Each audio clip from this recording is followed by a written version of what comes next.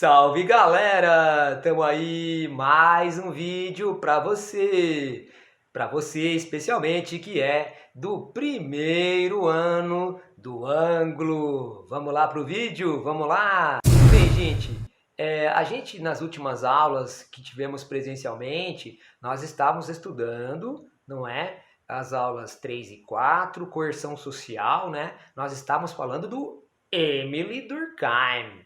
Lembra do Emile Durkheim? Então, eu conversei várias coisas com vocês e já pedi naquele primeiro trabalho algumas coisas que você falasse. Vamos dar uma relembrada só para você conseguir ficar sabendo tudo com detalhes aqui do Emile Durkheim, para a gente poder depois até avançar um pouquinho. O Durkheim, a gente falou primeiramente que ele era positivista. Por que ele era positivista? Porque ele pegava os métodos das ciências naturais e aplicava nas ciências sociais, sociologia, tá? E depois ele era funcionalista, porque justamente ele pegou a ideia do corpo humano, né, que tem os órgãos, se os órgãos estão funcionando direitinho, o corpo humano está em saúde. Ele pegou essa ideia e aplicou numa metáfora com relação à sociedade, né? Tem a família, o Estado, a religião, a escola, seriam assim numa metáfora como se fossem os órgãos do corpo. E se esses órgãos estão funcionando bem, não é? No caso, se as pessoas têm crenças, acreditam na moral que emana da família, na moral que emana do Estado, na moral que emana da religião, da moral que emana da escola, daquilo que é ensinado pela escola. Se as pessoas realmente acreditam naquilo, levam a sério aquilo, supostamente a sociedade estaria vivendo em uma certa harmonia. Então ela estaria em saúde. Então veja que ele é funcionalista. Né? As instituições sociais, na sociologia de Durkheim, elas têm uma função, funcionalistas. E a função é fazer as pessoas acreditarem nas regras, seguirem as regras. E quanto mais as pessoas acreditarem e seguirem as regras, mais coesa é a sociedade, mais harmônica é a sociedade, mais saúde tem a sociedade. Bom, aí ele falou assim, o Durkheim, o que o sociólogo estuda? Ele estuda, dentro de uma sociedade, os fatos sociais. E os fatos sociais, eles são encontrados pelo sociólogo devido a três aspectos. Quais eram mesmo esses três aspectos? O primeiro aspecto é que esse fato social está generalizado em toda a sociedade.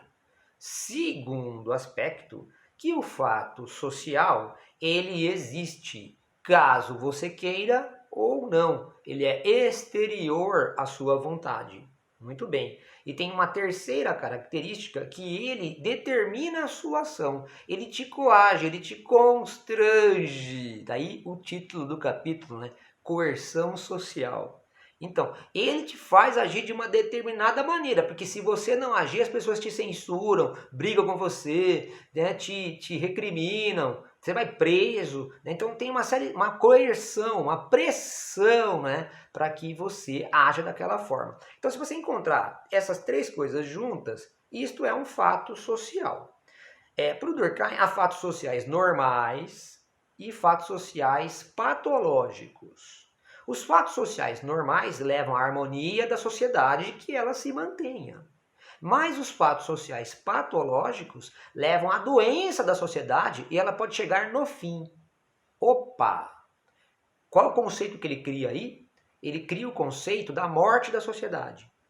A morte da sociedade é que as pessoas não creem mais nas instituições, não creem mais nas leis, elas não acreditam mais na moral, elas discordam, elas não se entendem mais. Isso pode levar à anomia social. Este é o conceito.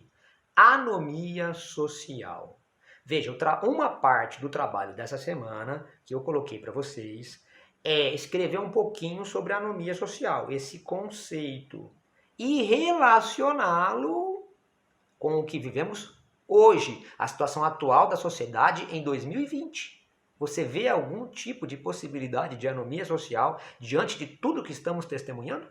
Então, esta é a primeira parte do trabalho, em relação a esse conceito do Emile Durkheim de anomia social.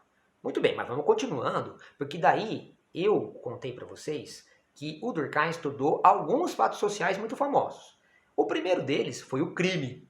No trabalho da semana passada eu perguntei para você escrever sobre o crime, né? O crime é um fato social, sem dúvida nenhuma, e aí ele explicou que o crime até é um fato social normal, porque quando a gente prende os criminosos, a gente reforça nas demais pessoas a crença nas leis, na regra, entendeu? O criminoso comete um crime e aí ele é preso, ele é censurado, ele é punido. Isso gera na maioria das pessoas da sociedade uma crença que devem seguir as regras. Por isso que o Durkheim falou que o crime é útil, o crime é bom. Lógico, em pequena escala, tendo poucos criminosos e a gente prendendo todos eles.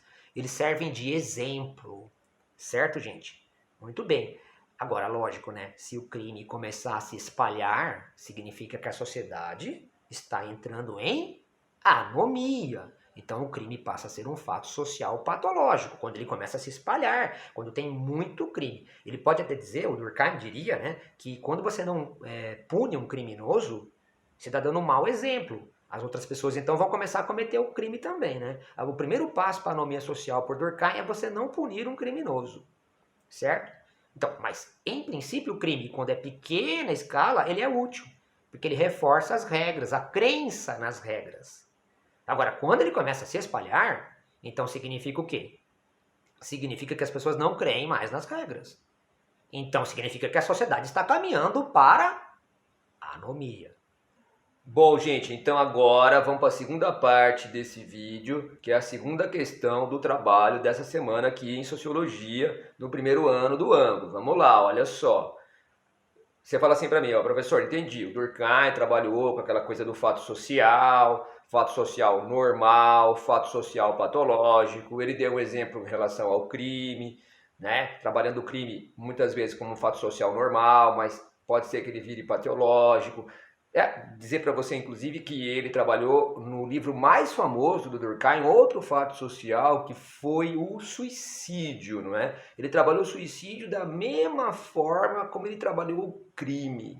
O Durkheim teve acesso, inclusive, às cartas dos suicidas e classificou tipos de suicídio, né? Como também um fato social, o suicídio. Mas, nesse momento aqui, vou passar para vocês a seguinte ideia. Olha só, ó.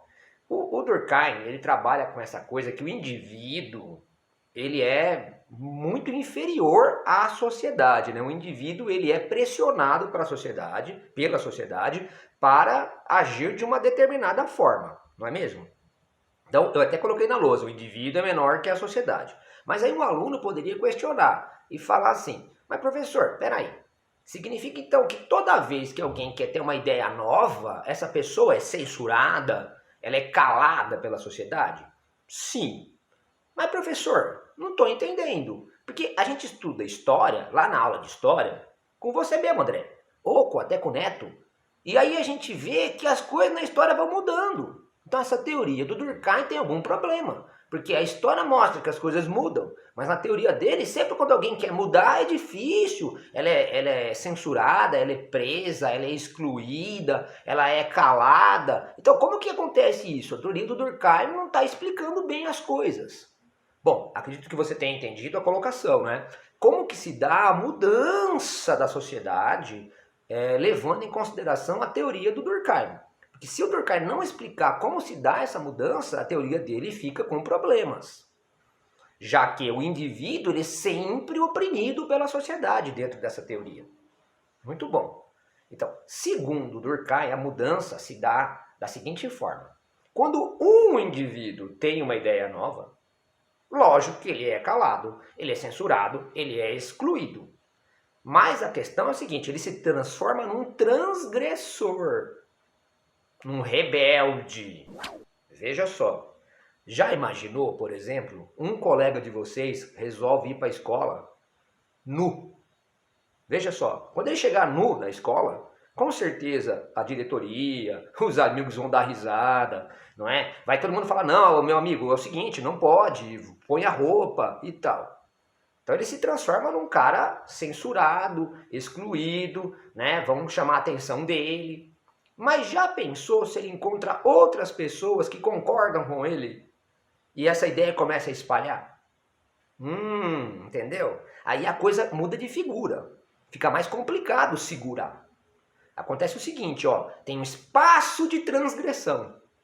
Há um espaço, os transgressores. Inicialmente a sociedade é muito mais forte que eles. A sociedade vai tentar puni-los. Mas vamos pensar que essa ideia espalhe realmente. Se essa ideia espalhar realmente, pode ser que dentro desse espaço de transgressão, esta ideia consiga vencer e se transformar na ideia dominante. Bom, daí a ordem vai ser restituída. Aí esta ideia que era transgressora passa a ser a ideia dominante. E a ordem é mantida.